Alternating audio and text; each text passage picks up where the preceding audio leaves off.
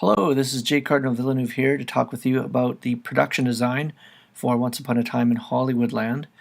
So these images are for reference only, and we're going to look at two locations, starting with the first part of the film, which takes place inside a Hollywood speakeasy.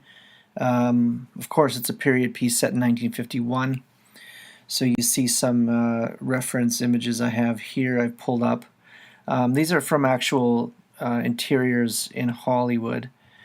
It's a nice one here. I like the chandelier. Of course, these are very extravagant, and we wouldn't have to go this big. And then here's a shot of the tiki bar in the Waldorf here in Vancouver. So we do have some options.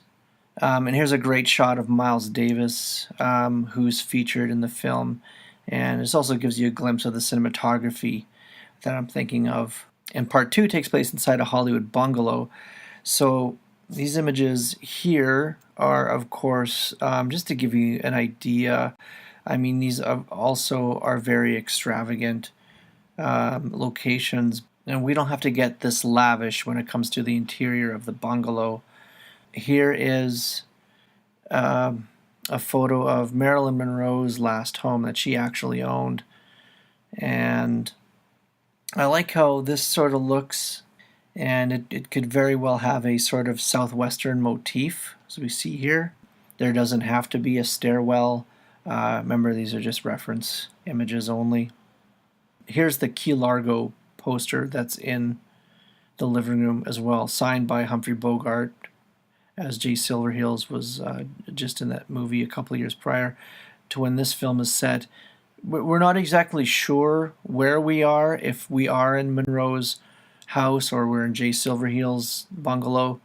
It's sort of left up in the air, but of course at the end, when Marilyn Monroe shows up, the audience is kind of caught off guard, and we're not really sure where. Although, in the scheme of things, it really doesn't matter. I would like to shoot part one inside an actual bar, and part two, I think we're leaning more towards shooting inside a studio. But this will give you a sense of the couple locations and what I'm going for the look of Once Upon a Time in Hollywoodland for the production design. Thanks for listening.